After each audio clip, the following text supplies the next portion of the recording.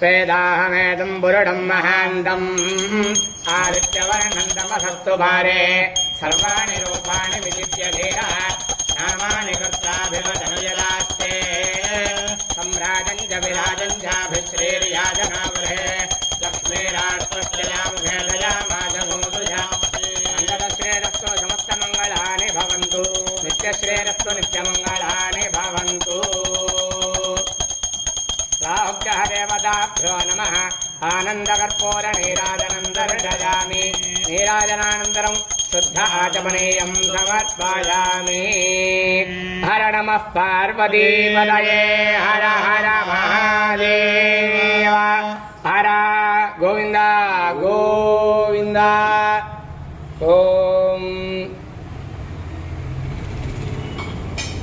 ॐ धाता धातॄणां भवनस्य यस्पतिर्देवकोशभितारमभिमातिशाहम् इमै यज्ञमश्विनो भा बृहस्पतिर्देवाः पान्तु यजमानन्यर्थात्।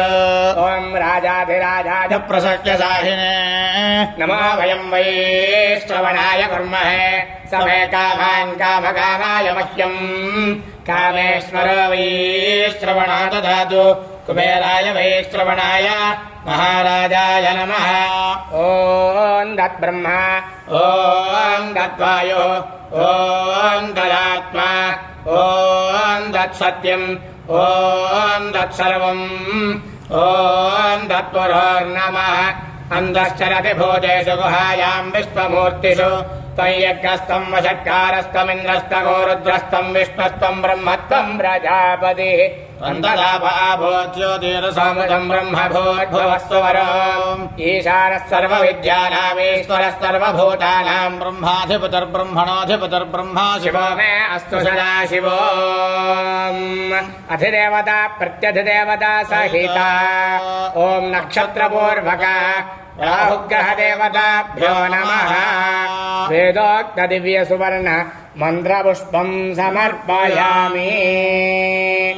ॐ तदश्वार्द्रया रुद्रः प्रथमानयति श्रेष्ठो देवानां पतिरग्नियानां नक्षत्रमस्य हविषा विधेम मानः प्रजाघोरेरिषन्मातवीरान् हेदे रुद्रस्य वरुणो वृणक्तु आर्द्रा नक्षत्रञ्जुषलागो हविर्नः प्रमुञ्जमानो दुरितानि विश्वा अवाघशको सन्नदधामराजिं वायुर्नक्षत्रमभ्येतिनिष्ट्या तिग्मशृङ्गो वृषभोरोरुबाणः समीरयन् भवनामातरिष्वा अवद्वेषाको सन्नदधामराजिः तन्नो वायुस्तदनिष्ट्या शृणोतु तन्नक्षत्रं भूरिदास्तु मह्यम् तन्नो प्रजां वीरवतीको सनोतु गोभिर्नाश्वैः समनक्तु यज्ञम् वायुर्नक्षत्रमभ्येति निष्ट्याम् क्षत्रस्य राजा वरुणाधिराजः नक्षत्राणागो शतभिषग्वसिष्ठः तौ देवेभ्यः कृणुतो दीर्घमायो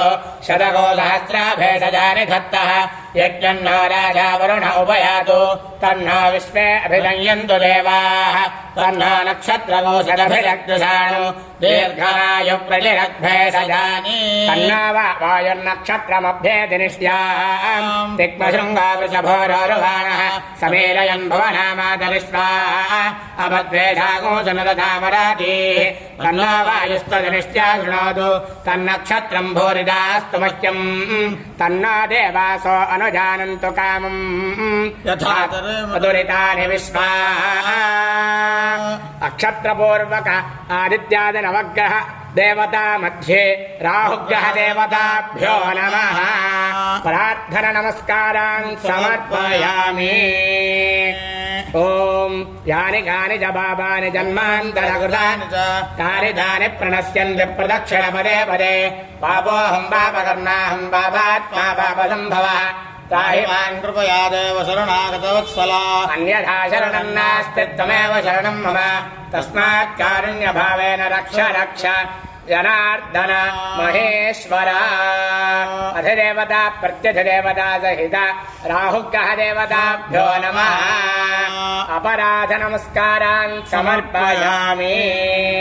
अपराध सहस्राणि क्रियन्ते हर्निशं मया दासोऽयमिति मां मत्वा क्षमस्व राह्वेश्वरा क्षमापण प्रार्थन अपराध क्षमापण नमस्कारान् समर्पयामि।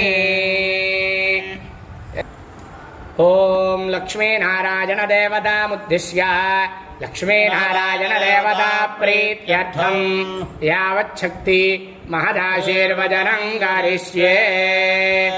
ओम यो वेदां ब्रह्मणा वेद अमृतेनावृताम्बुरे तस्मै ब्रह्म च आयुः कीर्तिं प्रजान् ददुः भागधेयेनैवैनं प्रणयति ब्राह्मण आरुषेय उद्धरेत् ब्राह्मणो वै सर्वा देवताः सर्वाभिरेवैनं देवताभिरुद्धरति यावदेर्वै देवतास्ताः सर्वा वेदविधि ब्राह्मणेव सन्ति तस्मात् ब्राह्मणेभ्यो वेदविद्भ्यो दिवे दिवे नमस्कुर्यान् श्रीरङ्गे तयेदेता एव देवताः प्रीणाति पर्याभ्यानन्तरायाय सर्वस्तोमोतिरात्रमुत्तममहद्भवति सर्वस्याति सर्वस्य जित्ति सर्वमेव तेनाप्नोति सर्वं जयति आयुर्दाग्ने हविषादिशाना घृतप्रलेखा हृदयो निरेधि घृतं वेत्तामधिचारिकविजं विदेव पुत्रमभिरक्षदातिमौ पश्यति पुत्रं पश्यति पौत्रं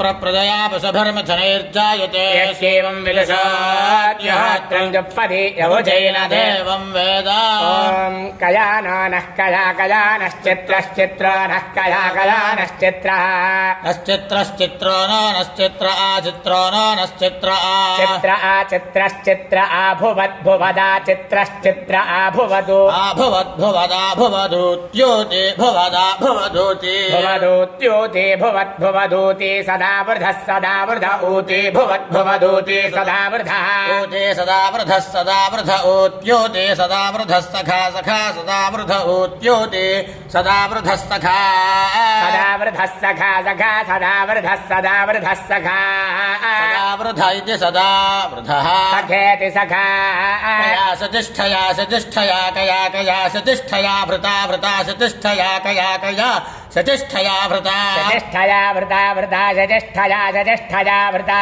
भृतेति भृता ॐ नमस्तदर्पेभ्यो ये केज पृथिवी मनो ये अन्तरिक्षे ये दिविदेभ्यः सर्पेभ्यो नमः आयङ्गौ पृष्टिरक्रमेदधनन्मातरं पुनः पितरञ्जप्रयन् सुवः आर्त्रया रुद्रः पशमानयेति श्रेष्ठो देवानां बलिरग्नियाना नक्षत्रमस्य हविषा विधेम नानः प्रजाघोरेरिषण्मोत वीरान् एते रुद्रस्य परिणो वृणक्तु आर्द्रा नक्षत्रं जुषदागो हविर्नः प्रमुञ्चमानो दुरितानि विश्वा अवाघशगो सन्नुदधामराजिम् ॐ वायुर्नक्षत्रमध्ये जनिष्ठ्या तिग्मशृङ्गवृषभोरोरुमाणः समेरयन् भुवनामातरिष्वा अवद्देशागो सन्नुदधामरातिः तन्न वायुस्तदनिष्ठ्या शृणोतु तन्नक्षत्रं भोरिदास्तमह्यम् तन्नो देवासो अनुजानन्तु कामम्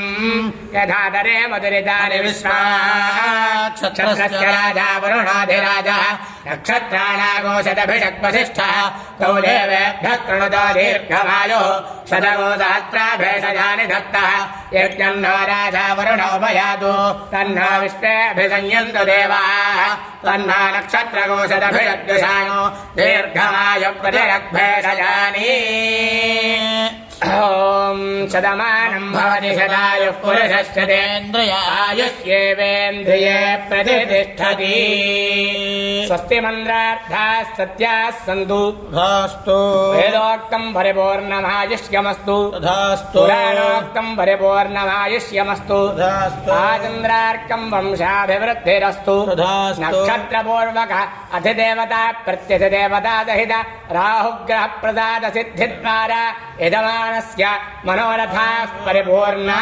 भवन्तु तथास्तु निरन्तरं धर्मकार्याचरणसिद्धिरस्तु तथास्तु।